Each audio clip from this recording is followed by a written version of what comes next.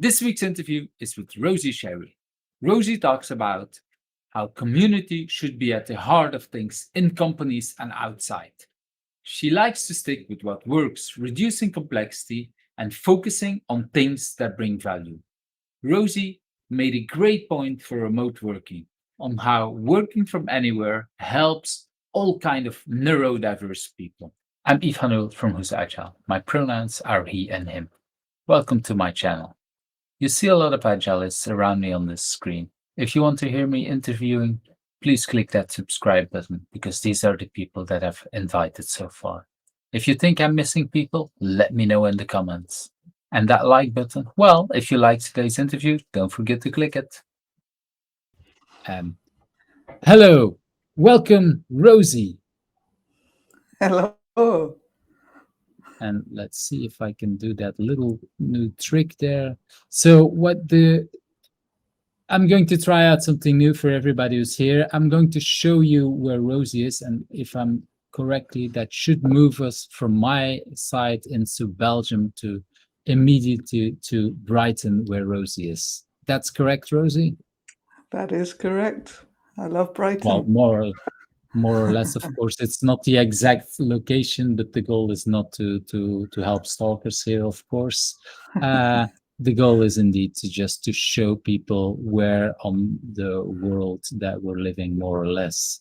So let's bring you back in. And like you said, you love Brighton, and for me, my time zone it's 5:15 in Belgium. And what's the time on your side? It's 4:15.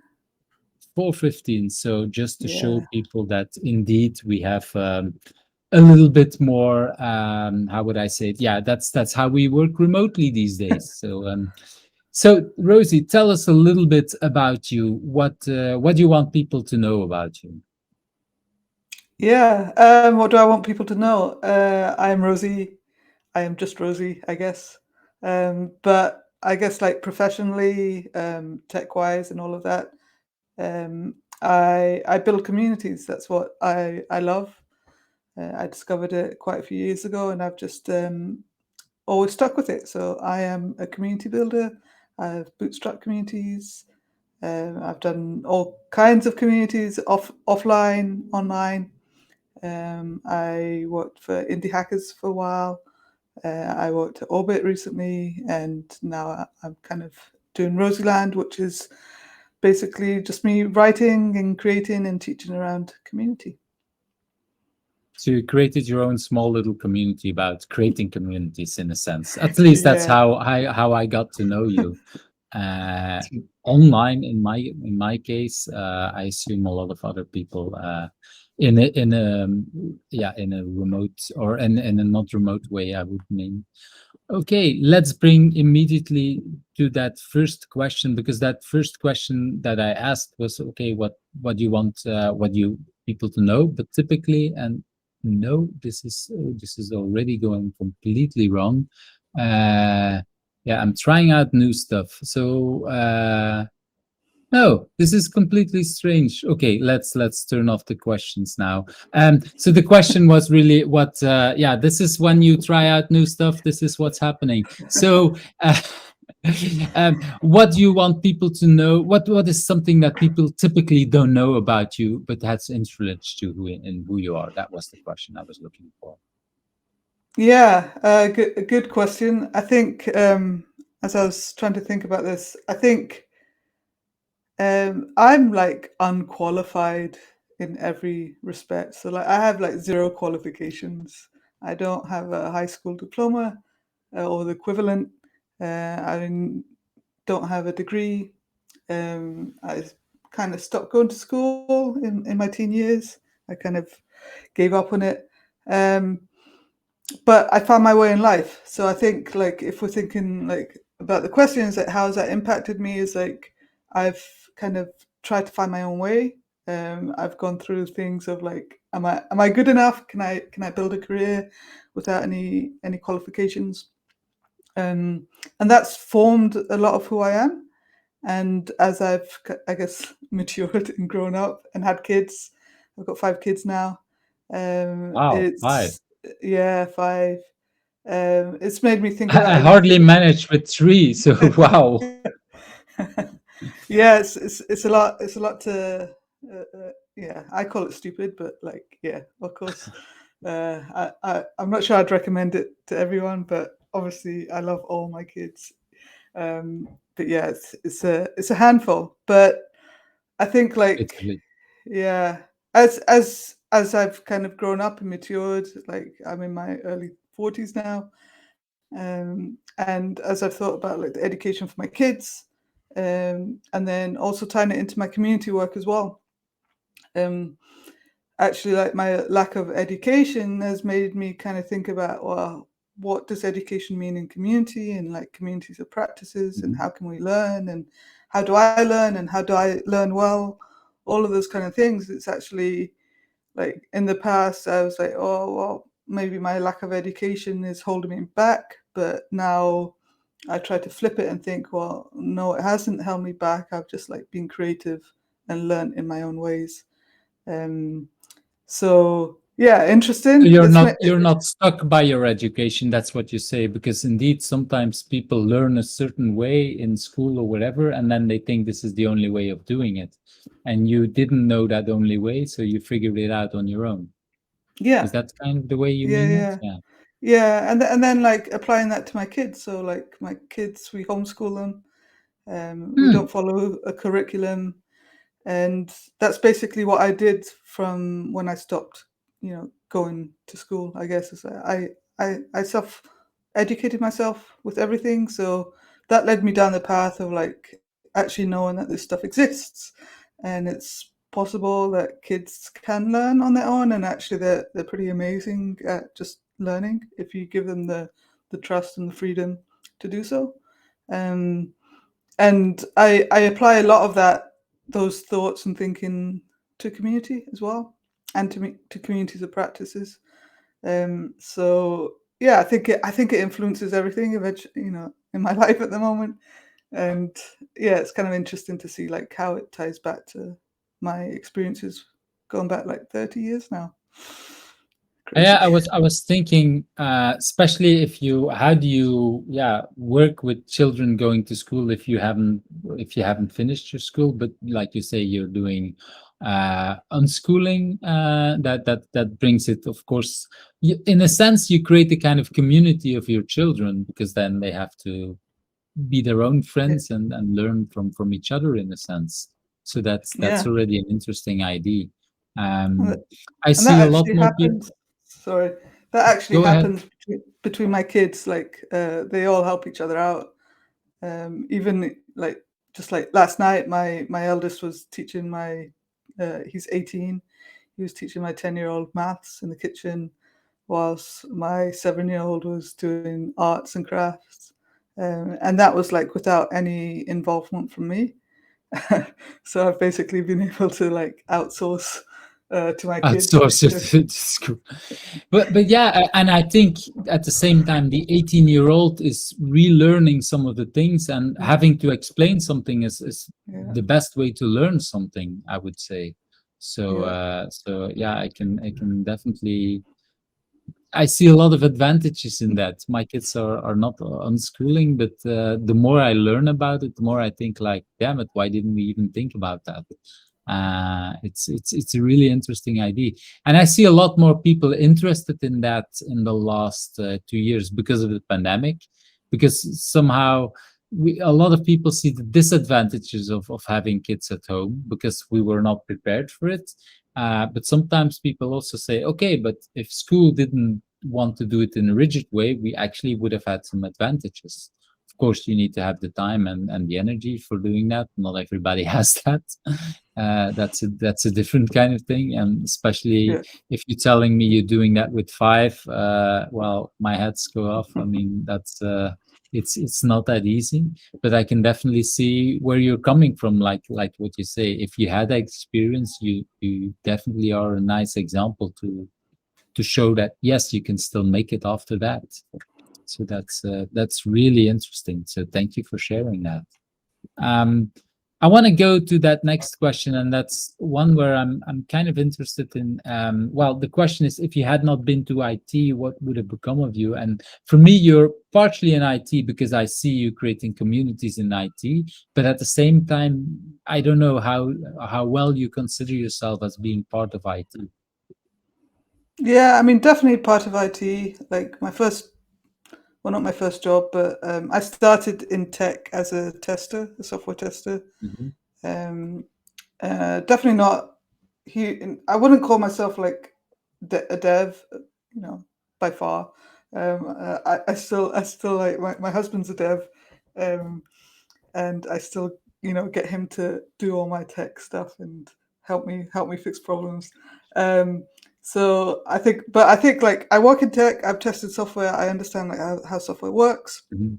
um, I can pull software together to a certain extent, depending what it is, and create stuff. I guess like kind of indie hacker, indie creator. So more technical than non-technical people, but I guess like if I think of myself, I'm more like uh, thinking about the systems around tech and using the tech to create something, Hmm. like to create a business, like create a ministry of testing, kind of a community of practice for software testers, and being able to pull that over a number of years to create like a profitable community and business, I think is something that I wouldn't say maybe naturally good at, but I don't know. I enjoy it. I Hmm. enjoy the idea of businesses. I enjoy the idea of community. I think like if I wasn't in tech, um, I'd probably still be doing something in community, but Hmm. not so much online. Part of me kind of thinks like, well, I should be doing less online anyways with community. Um, But I guess outside of that, like education in general, really appeals to me, and I'm kind of naturally pulled towards kind of like self-directed learning, unschooling, as we mentioned earlier, all those kind of things. I feel like, um, I guess, like I feel like the system's wrong in many Hmm. scenarios, and I don't want to adhere to the system. And I think like the education system is wrong in in that sense. Um, and I think like if I wasn't in tech, I would probably be exploring that in depth and maybe writing about it, sharing about it, advocating for other ways to do education. I find it interesting because indeed it shows well a lot of what you talk about today, but also what I've learned of you online is you share a lot about learning and about teaching other people, and you do that even if you kind of dropped out of school. But you mentioned the right thing there. Well, the interesting thing it's not because you're not interested in learning, no, because you feel that the system is wrong or set up in the wrong way, or at least in a way that didn't help you. Um, I kind of join you in that. I see a lot of schools, and for me, I don't know about you, but for me, it's definitely not the part of the teachers doing something wrong, but it's a lot about that system whole setup. I see a lot of teachers complaining about having to do much more administrative stuff and filling in whatever, and not being able to have much time for actually teaching children and having them think. Um, yeah, I like that, and also the thing that you just shared with your oldest child helping out another one. That's something I would love to see much more happening in schools. Why don't we let the even inside the same age? Well, if there is a person in the class that is much better at something, why don't we let them help the children that need more help? Yeah, They both learn from it, and it gives the teacher some space to do some other stuff. So that's yeah, definitely there I, is a yeah, lot to share there. So if you ever want to write out, please do, because I think it feels for me that you have a lot of knowledge there. yeah. I mean, I often dream about like doing a co-working space, but for like something like a co-working space, but for kids. So a space where kids can go and like parents can be around, like in the background, but like the kids hang out and go for a certain amount of time, or the kids get dropped off. But like there's no set curriculum or agenda, and obviously there's supervision, but like creating a space that gives kids the freedom to explore the things that they want to explore. A co-learning So space. a co-learning space, I think, is like what, because I think like looking at my kids, they will happily get on and be creative and do things and keep themselves busy if they have the right environment. Mhm. And how does that work in the UK? Do you have to have do they have to do some exams at some point, and how does that work? Because in Belgium, I know there is we don't have the obligation to go to school, but we have the obligation to learn something, so they have to do some kind of exams. How does that work in your country? In the UK, we're like on the relaxed side of things. Thankfully, there's no exams that they have to take, but the government, I guess they check up on you, and they might request to see, like, they want kind of proof that you're being educated or you're educating your Mhm. kids. The kids are being kept busy doing things. But what that actually looks like is, for me, it's looked like basically one email a year, updating them on what we're doing. Mm. Um, So there's no and fixed curriculum that they have to learn or anything. no, No. not at the moment. I think it is starting to edge towards like they want to monitor more. They before they didn't have a register, and I think now they're starting to like make it compulsory to know who is home educating. So I think like in time it might get a bit more strict. I'm hoping it doesn't, because it's not the way I believe it should be. Um, but we'll see. At the moment, I'm just lucky. Like for my kids right now, they'll be fine to like keep doing what they're doing and Mhm. exploring. And they've actually got a very full week every week. They're very busy, um, which is great for them, I think. Yeah, I like that. But I see advantage and disadvantage. Yeah, of course, I see sometimes people, if you sometimes here in the USA, where some people are having very strange ideas about the world being flat and stuff like that. I hope that people are not abusing the system to teach their children that the world is flat and that kind of stuff. So in that sense, I understand that we need to have some kind of check up. But at the same time, I fully agree with you. The school is already too much a checkup system that is not working for the exact reason of what you're saying there. So let's hope that we can keep it in a healthy way. Yeah. Let's do it that way. Okay, thanks for sharing that. I want to go to that next question. That what do you consider your biggest challenge, and why is that a good thing for you? What do you mean by my biggest challenge? One that I've had, I or I that now, i- that it or that's actually something I leave on purpose rather open to the people answering. Some people answer it as this is the current biggest challenge I have, or that's okay. it's something I'm so I leave that up to you what you want to answer. I'm already Uh, interested in because of that. yeah, my biggest challenge is simplify my life. I think I keep trying to simplify my life, and it doesn't seem to be happening.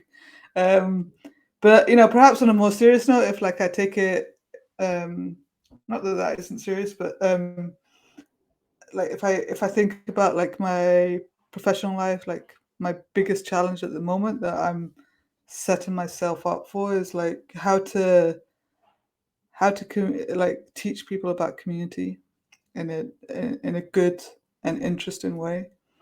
How can like, because there's a lot of hype in community at the moment. Like pre-COVID, there wasn't like as much interest, and now there is, and there's a lot of positives that there's a lot of interest in community.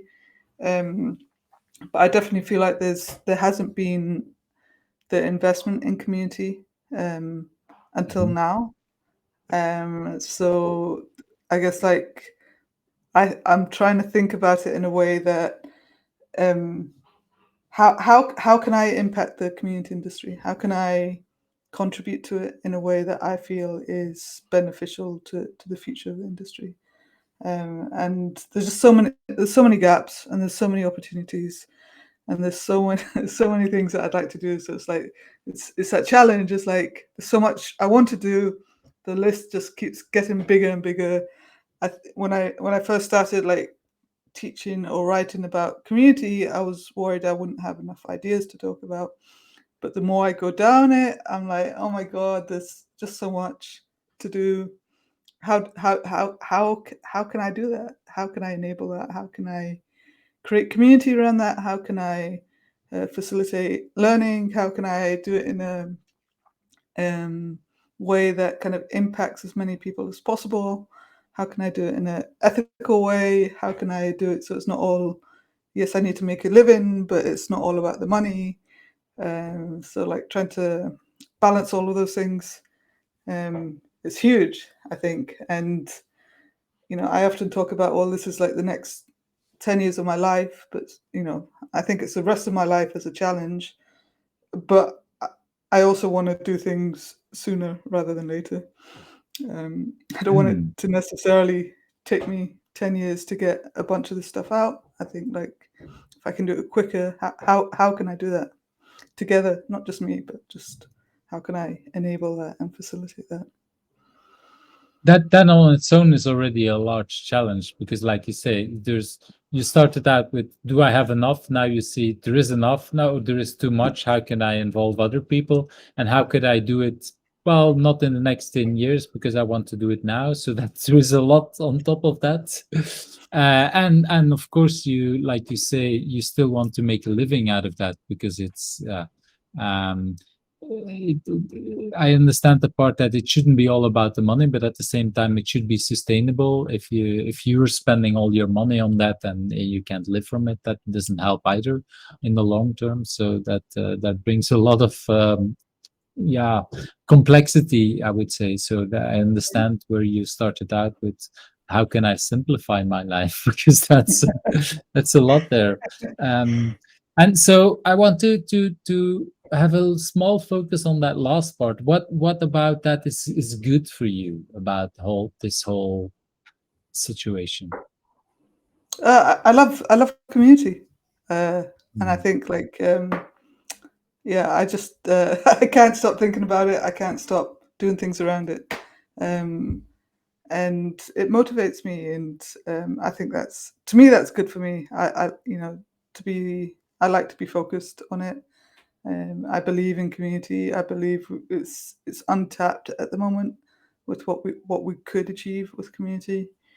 I believe so many things like business should be community. I wouldn't say community led, but community should be there at the heart of things, and it hasn't been. And once we figure out how to do that well, everyone will be doing it, and we'll all be interconnected in the way we do it, and it won't be so transactional like so many businesses are now. And there'll be less waste as well. All those kind of things. Um, and I mean, yeah, it just comes down to like I'm energized by it, so I feel like it's good for me, and I feel like I can create impact and do something. I guess it sounds cheesy. I wouldn't say leave a legacy, but like leave the world in a better place. I hope like the things that I do can contribute to that. So that to me Well, motivates. I can only look from the outside, but I notice already the message, the things that I've learned from you in the past. There's a lot of there. This is the reason why we're talking because I saw a lot of that. So definitely, I would say yes. Um, and I agree also with the fact that well, in part of the things that one of the things that we learned, I think, with the COVID situation, is that. We've all been from home, and in a sense I see a lot of people sometimes feel lonely in the sense that, oh, I feel I need to go to the office. No, there's actually other ways of how to connect with people. And what I see is that the people who have the biggest community and who have been working before with other people, they feel a lot less lonely. and they feel much more in connection. And I see a lot of people, well, I'll just speak for myself, I see myself using tricks, tips and tricks I use from the community to reach out to my colleagues to say, okay, this is how we can do that kind of stuff. um, and companies are sometimes surprised because it's not in the corporate way, it's not structured, it's not whatever. And that feels a lot in sync what you just said, is that okay, maybe it shouldn't be led by the community, but there's definitely, community should be at the heart of a lot of what we're doing. Yeah. um, I think it's yeah. it's about the balance, right? There hasn't been that balance with the community, and I think we need to create that balance. And it's not all about community, but like finding that balance again, I think is so important. Well, still, most of the businesses they are created to help people. I hope they are. Of course, there is a lot about making money and blah blah blah, but still, they should solve a problem for people because that's why we want to pay money for them, in a sense. That's at least how I look at that, and how I see a lot of people look at it. I want to move on to that next question, which I feel that you kind of answered already a little bit, but let's take it head on. What drives you? Because you're a driven person. I think we can agree with that. You are a driven person. So what drives you? Yeah, community drives me. Um, but I think like perhaps underneath that is the for me the understanding that certain things are could be better and are wrong to some extent. That like I want to make things right or I want to make things better. I want things to make sense for me.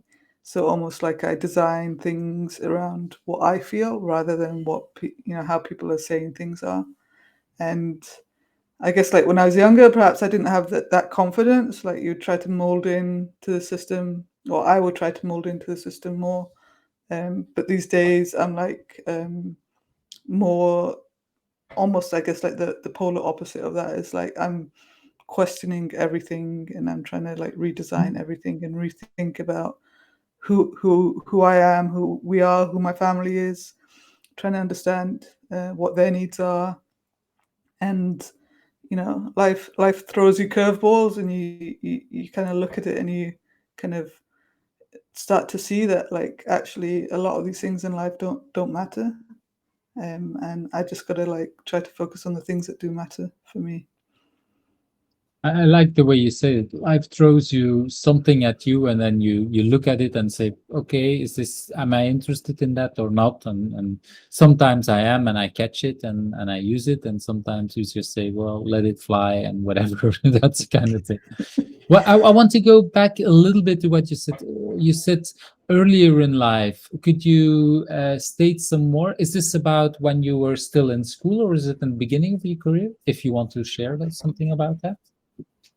Yeah, I guess like just life in general, just like growing up, figuring out who am I, who do I want to be, what are my options, where am I heading, um, you know, how am I gonna achieve things? And I think like there's certain life expectations, certain ways of doing things, and the world changes.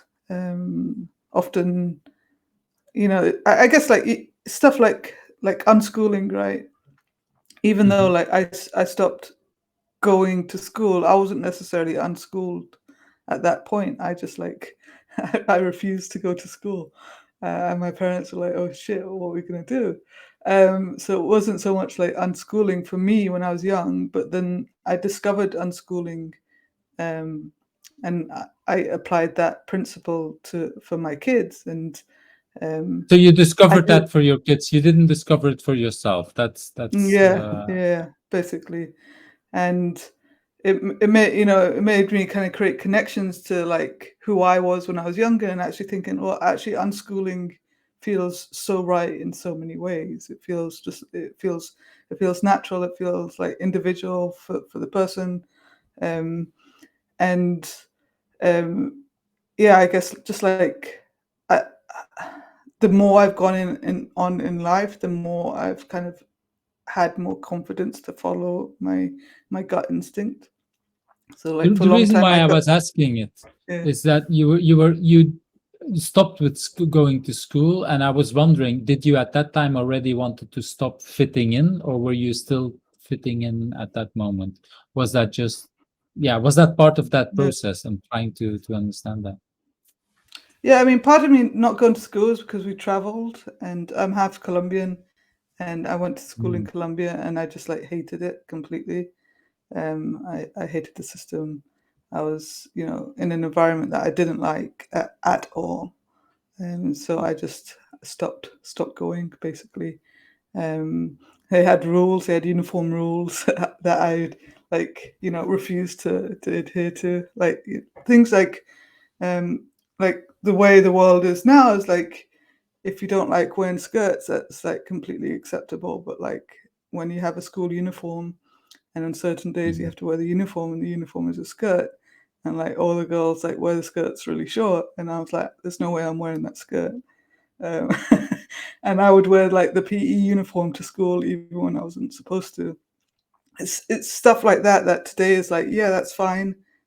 Like schools will accept that now, right? But like back then, schools wouldn't accept that, and you're just like, um, I'm not sure if schools are accepting it, because I've seen sometimes clothing regulations that my children get mm, sometimes at a very early age. I mean, the typical discussions that we have in Belgium is about spaghetti straps that are illegal for women or for girls. But even at the age of 2, it's like, wait a minute, mm, why are you even discussing this at that age, which is completely insane.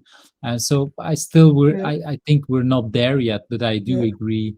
Uh, the world is getting better and has improved a lot since we were young. Definitely, that's for sure. And luckily, I would say, luckily, because that's definitely yeah, a strange thing on putting on people. yeah, Um, it's yeah. So like I kind of take the attitude that like life is too short. Um, Life is too short to argue. Life is too short to disagree on stuff.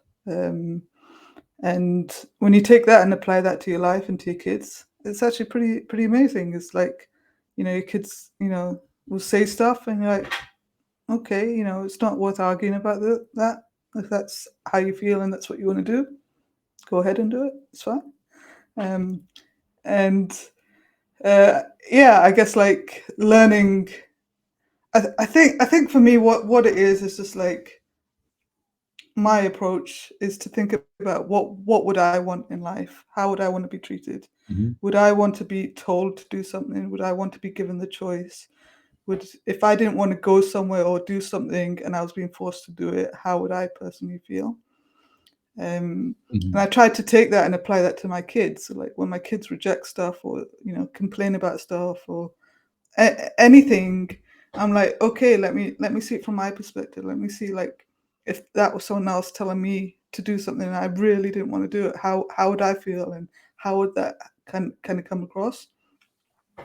And the more you kind of like approach life like that and see things from their perspective, I think the more it just all makes sense that like uh, we don't give kids enough trust, we don't give them enough freedom, they don't have enough choice, and the consequences are that they do other stuff. But like if you flip it and you give them the freedom, you give them the choice, you allow them to be lazy, you allow them to study hard, whatever it is, you support them in whatever way they want to be, they do amazing things.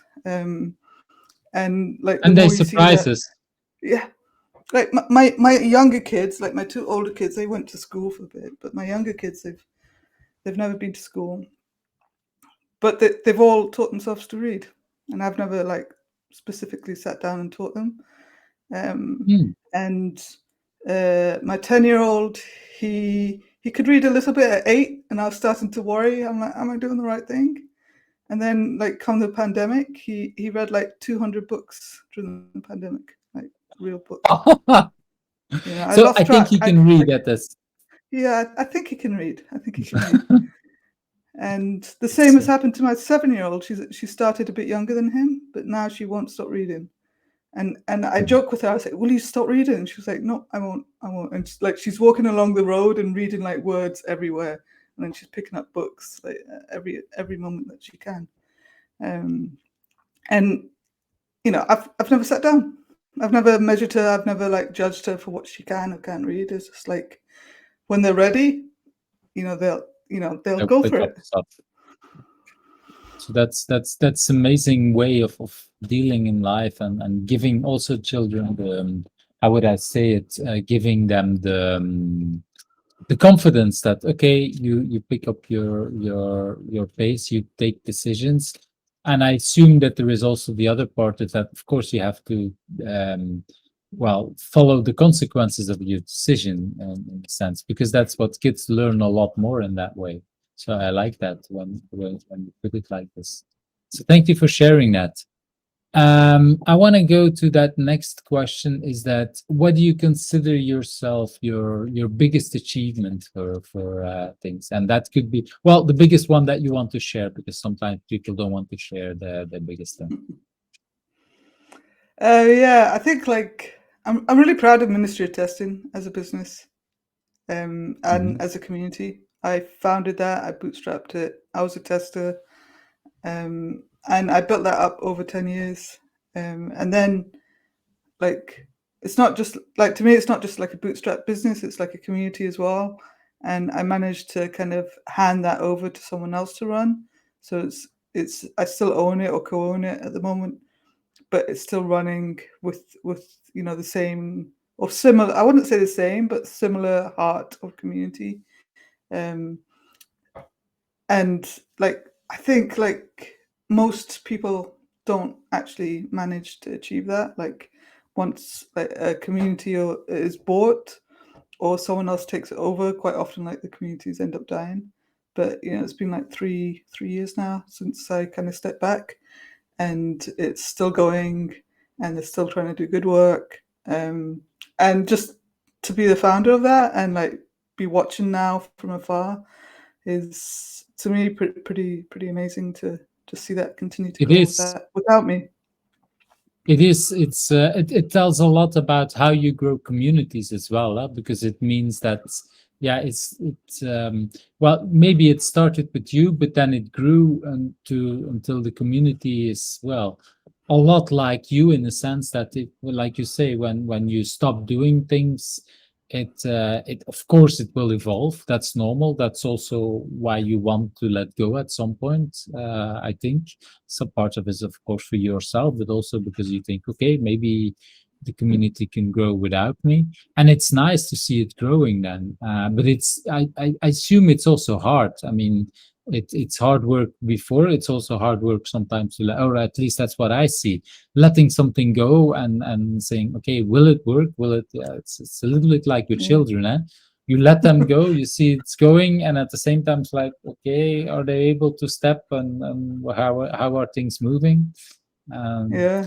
But I think you're right. After 3 years, you can indeed say that it keeps working without you. So that's nice. And to add to that, not only 3 years, but also two of them which were completely inside the pandemic. So that made it also harder to grow a community without you, I would say. Yeah. So because I'm saying that because I was the lead coach of a small community of Côte d'Or in Ghent that I stopped doing just before or in the pandemic, and I was like, yeah, this is kind of hard. And for me, it feels like it's not working like it was before, and it's a lot due to the pandemic. And it's really tempting for me to jump in and to rescue them, but I know it's not going to help them in the long run. So, okay, let it go. Let's see, and things are picking up again, but it's hard. It's hard to see that. Yeah. So congratulations that you could do that. Thank you. I definitely felt bad during the pandemic because it was challenging, and it was a community that had a lot of in real life events, and a lot of the revenue came from in real life events. And it did make a loss for 2 years, a small loss, but still, the pandemic pushed it into a loss-making community. But they've survived it. It's now profitable again, they didn't lay And so anyone off you could or anything. you were able to stay out of that even if it was hard for you.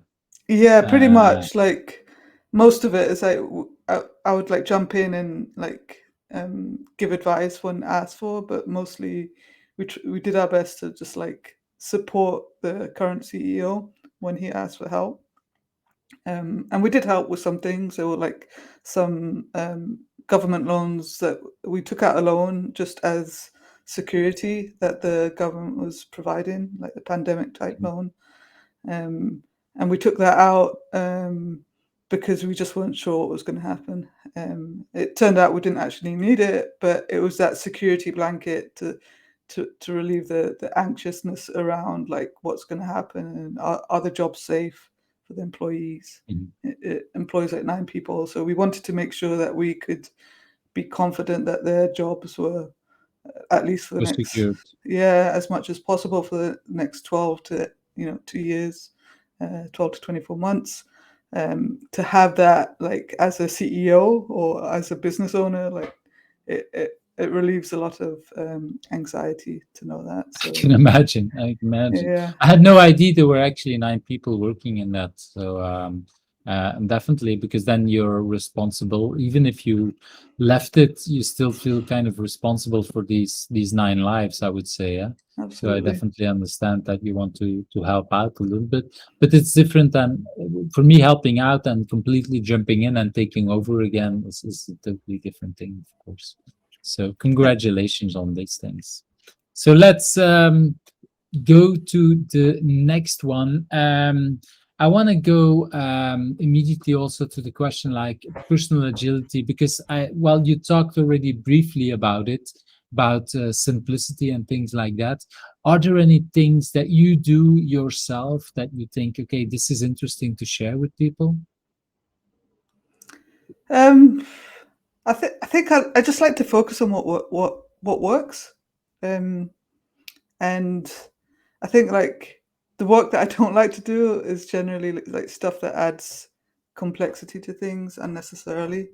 Um, so I guess like yeah, agility is like stick to what works and only what works as much as possible, and get rid of the fat, I guess. Um, Always be trimming down things where possible. I guess like probably like a big reason why I work for myself is just like I don't like to do things that I don't feel like adds value. So when you So work you for like to only yourself, do things that bring value. That's what you're yeah, saying. Huh? like I Because you said think it in a negative way, and I had to reframe it to yeah, twice to it's like if I don't feel like it's actually like pushing the needle enough, it's like I guess I lose the motivation pretty quickly because like if I can see it's not having an impact, it's like well, why am I even doing it, or why would I even pay someone to do that if I was employing someone, right? So it's like very much focused on let's do stuff that brings impact, um, and I guess in an agility way, it's like being focused on looking for those things that create impact. create impact that add value. I can, yeah, I love it the way you phrase it, because indeed I see a lot of companies trying to add complexity, a lot of stuff, and like indeed trying to simplify things. Okay, what's the simplest thing that bring value? And sometimes when well, you say you work on your own, and you see larger companies doing lots of complicated stuff where, yeah, I feel you. I feel you. There's a lot of things asking, why are we even doing this, and what's the value that it bring? Yeah, because we've always done it. Yeah, maybe that was always we done it in the Middle Ages, but maybe today there is a simpler way of doing stuff. Computers are not, and of course, computer makes sometimes things easier, but it's not always about computers. It's a lot in the mindset of people. What can make things easier in a way? It's a very good tip, I think. I would love to hear it because I keep forgetting it. People keep telling me. So if people like this kind of concept, what Rosie is talking about, put it in the comments as well. And how could you simplify things, and how could you indeed focus on that value?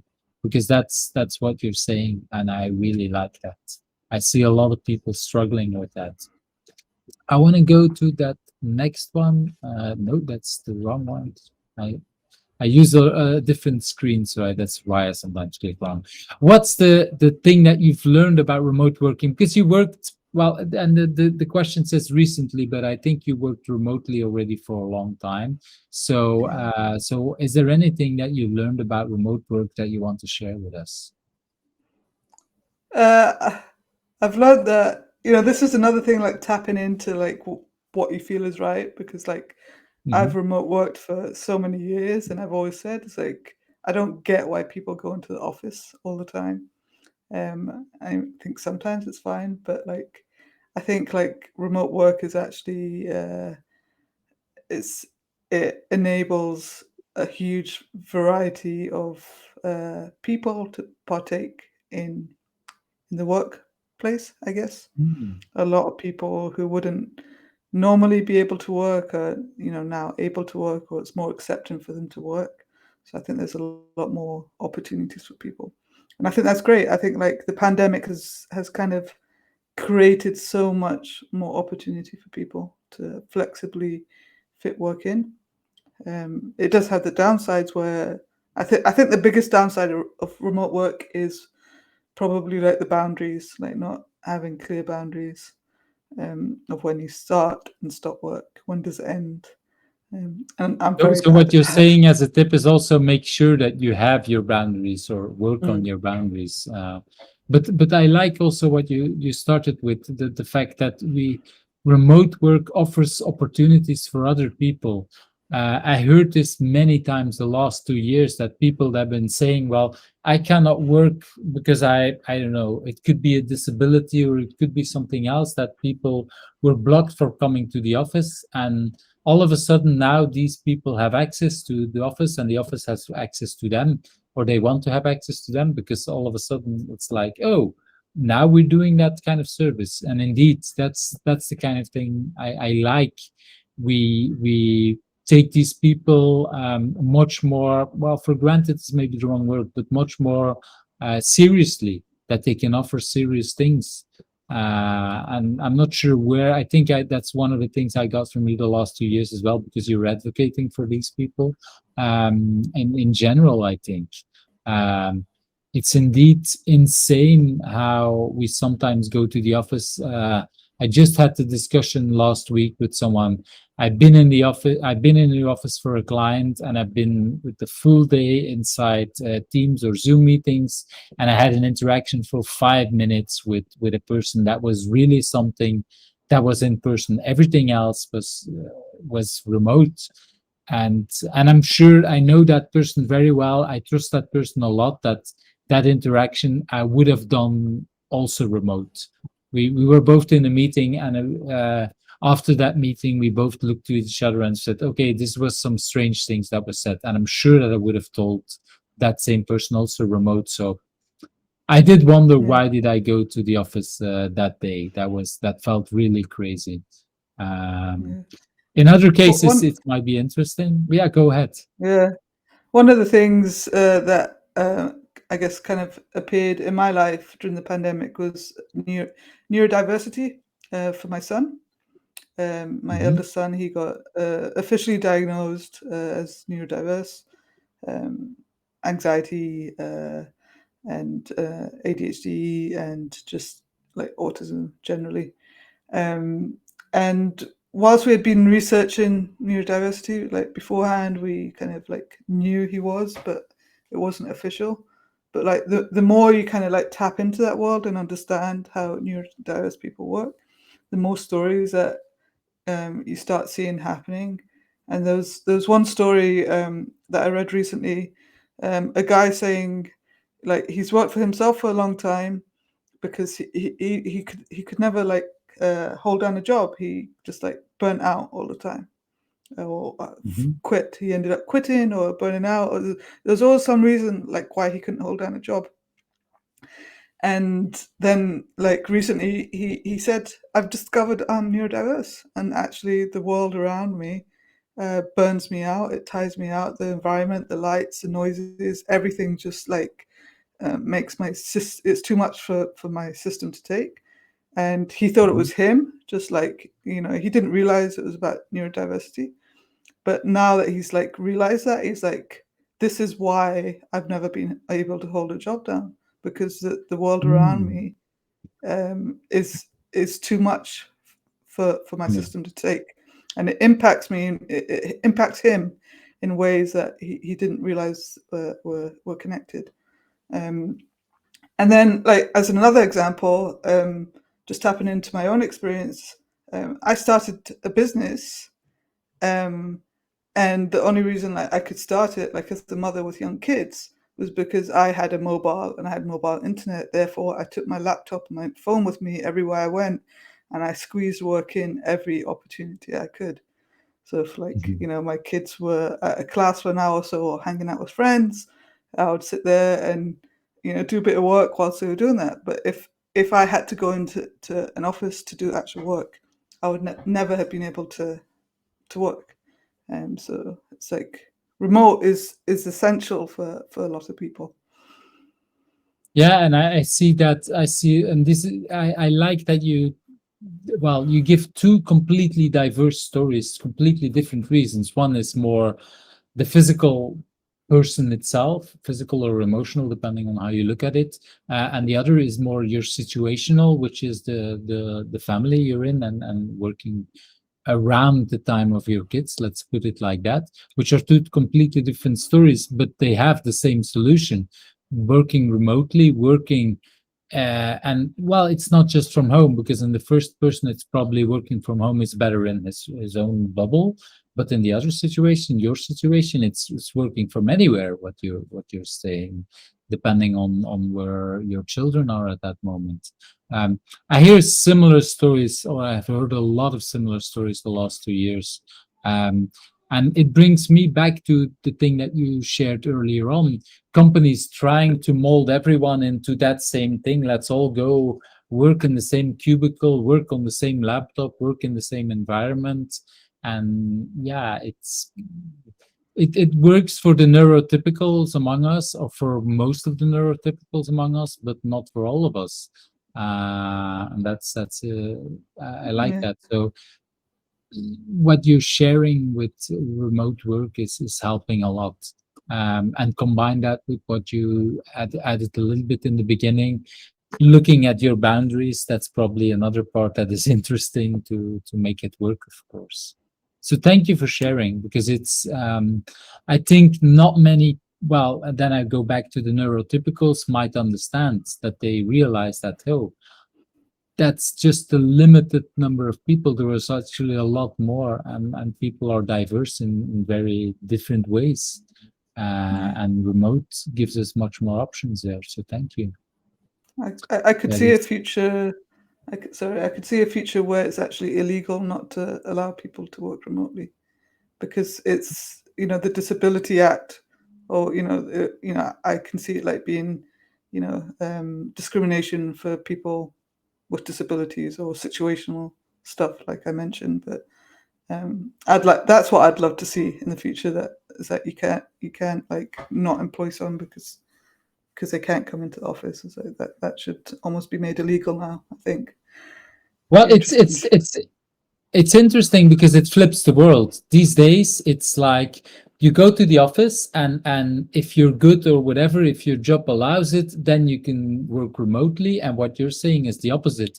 By definition, people work remote, and maybe there are a few options, a few jobs where you need to come to the office, because if you're working physically, serving, working in a restaurant and cooking meals, it's kind of hard to do it from home. So there are some exceptions, of course, but it's like I like that you put it that way. The default state is that you have to be able to do it remotely, and it should be illegal to not offer that option for most of the jobs. I like that, and indeed, the pandemic has shown that it's possible. I remember talking with bosses that saying, no, we're never going to do it. And then the next day, literally the next day, the Belgian government said everybody has to work from home if the job allows it.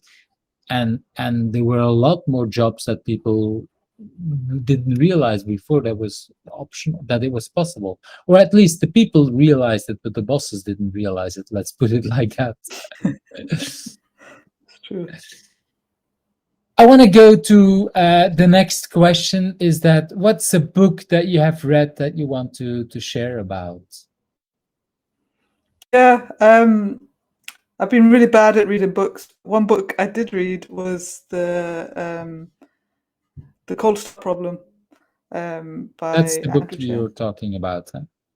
Yeah, and I picked it up because it's like I see it very related to community, even though it's not community, it's more networks. But I think for me, it's interesting to see Andrew kind of like write about networks and network effects and what he calls like atomic networks, and to try to I guess put that into words. Like people have been talking about like network effects for a long time, but not really Mhm. understanding what it actually means.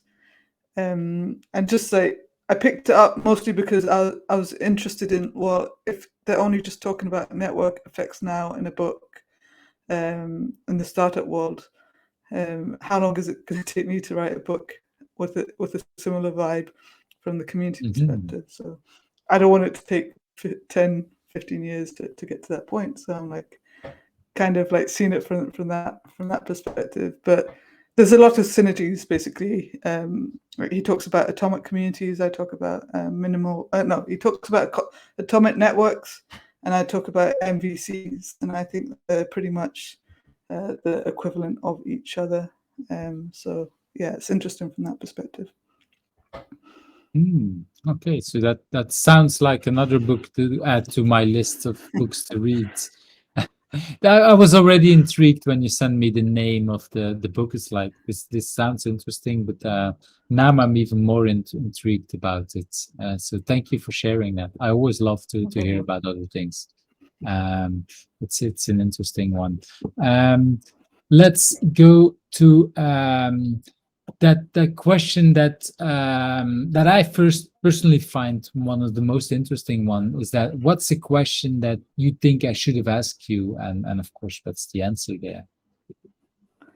Oh man, what should he That's a ask me? hard one, I know. Um,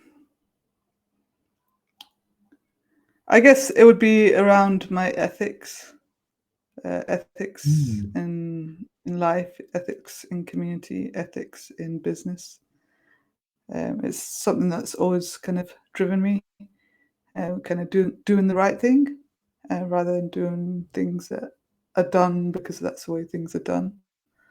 And I've tried, I guess, to lead the way, at least for me, like doing what I think is right.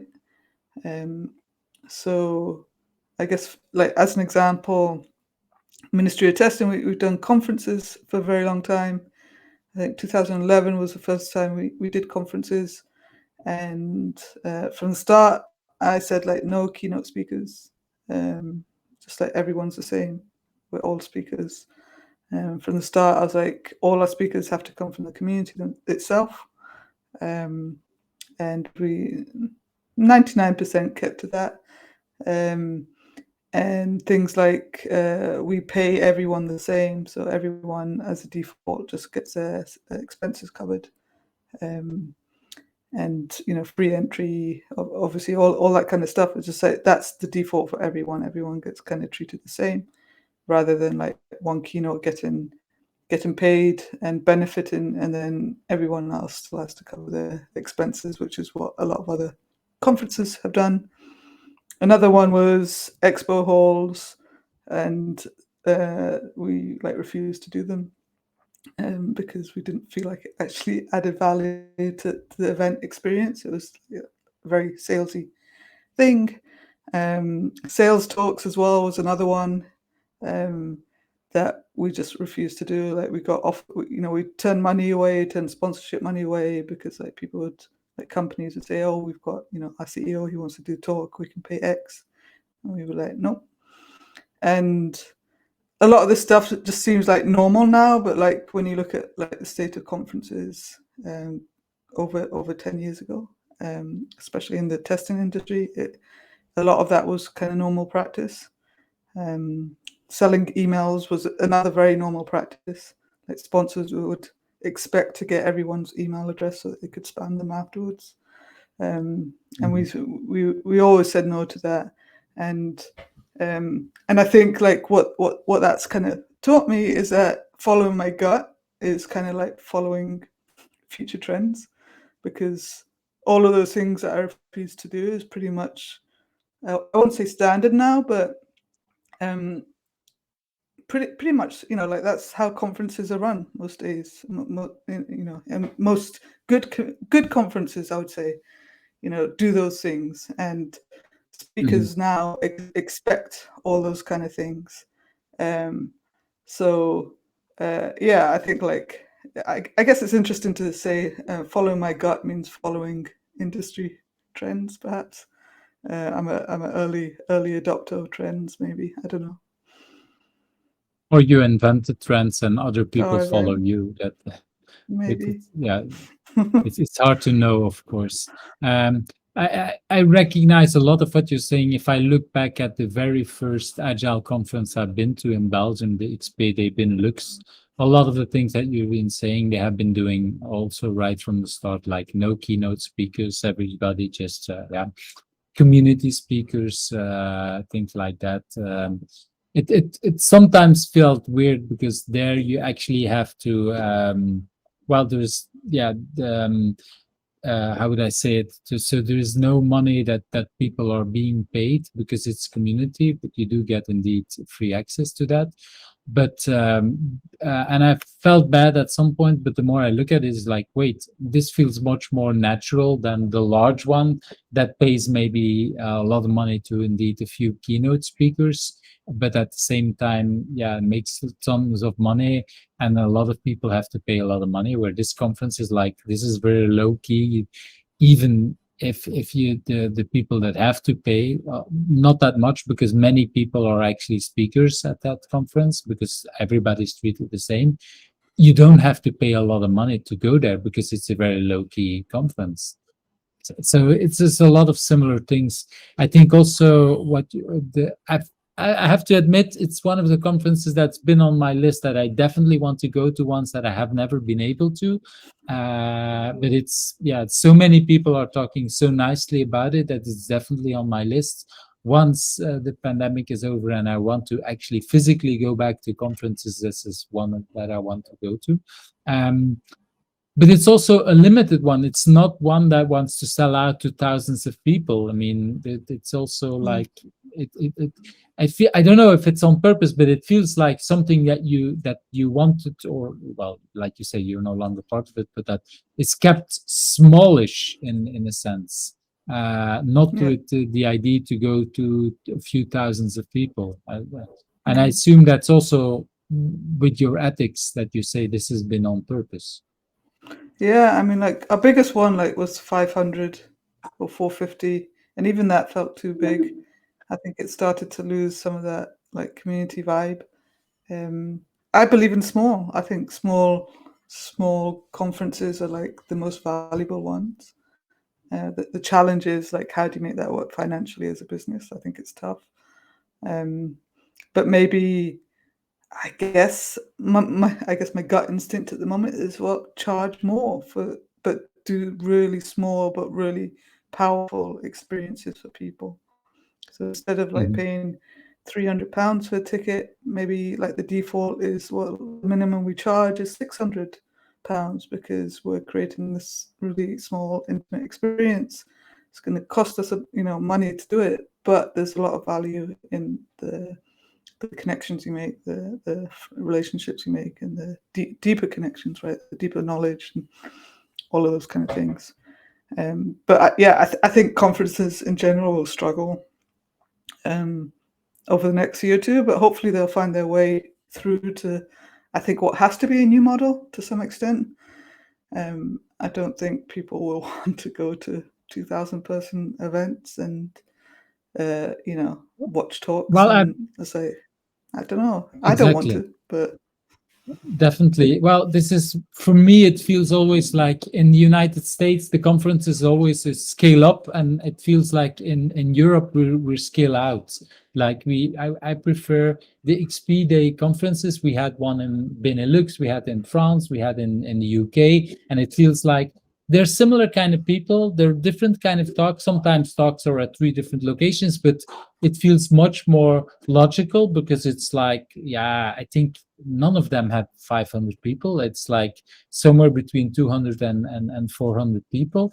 And but there's multiple ones. So there had been weeks that there is one in UK, then the next one in France, and somehow in multiple things like this feels much more logical than one large one like it is in the US, where it's then a full week in one location. I like what you're saying. I prefer the multiple small ones. It gives much more diversity, also in locations, also in speakers, multiple different kind of ways. It feels much more logical. But I understand also the other part that you're talking about. Yeah, how do we do it financially? That definitely stays a hard part. Yeah. Okay, I want to go to that, well, actually, last question that who should I ask next? Who do you think is a good idea to invite next? I nominated Simon Tomes. He's a software tester. I've And met that's him Simon, many right? years ago. That's Simon. He originally software tester, and now he works at Ministry of Testing as a community person there. So he's a great guy, thoughtful guy. Thinks through things really well. He's just a good guy to talk to. To invite to talk next. So that's I definitely will. Well, the way I'm working these days, I might change it in the future, but the way it's working these days is I'll first publish the video and then invite the people, just to avoid that I invite people and then say, well, this video will air in a couple of weeks, and then it will take a lot longer. You know how that goes if you go too quickly. People, yeah. Right now, I think I have already invited 50 people, so that means it could go and take another year. I don't know how fast things will go, so we'll see how that goes. So, well, maybe you said already he's a nice guy. What else could you share about him? Is there anything else that you say to talk about him? Well, he's just taken on his first community role, like first official community role. He's been in tech. I guess like he's similar age to me, so probably around 20 years. He's been in tech, mostly as a tester. He's tried building his own product at one point. But like I think to come into like a new role to him, which I think he's naturally good at anyways, but he's just very thoughtful and open-minded about things, and he thinks things through. And he's got the right ethics as well. He ticks all the boxes basically for me. It's like he's trying to do the right thing. He's got the right ethics. He's thinking through things through. He thinks about the community deeply. He cares about it deeply. He's been a part of that community for for a long time, many years. And I guess like to see him leading the community is for me, it makes me feel good. It makes me feel very, very happy. Great. It's great to hear that. Okay, so I'll definitely invite him. Okay, so we're near to the end. So if people want to reach out to you, what's the best way to reach out to you? Twitter's the best place. I'm And Rosie that Sherry. exactly. That's the one. And yeah, this is how we got in contact. I would say you're definitely really supportive, really active on it, in multiple ways, I would say. Yeah, and I can only say a really good way to get in touch with you, because that's how we got in touch. So thank you very much for this interview. It's the first time that we outside Twitter meet in a way, but I really enjoyed it. It was kind of shaky today because I've changed some things of my setup, and that got me a little bit nervous up front. But I'm really happy with the end result. So thank you very much, and I hope to actually see you sometime real life in a real event. So let's hope we can I hope have so that too. in the near future. Bye bye. Thank you. Bye. Thank you for watching Who's Agile, where the stories of agilists come to life. I hope you liked today's interview. Subscribe if you're not subscribed and want to get to know other agilists.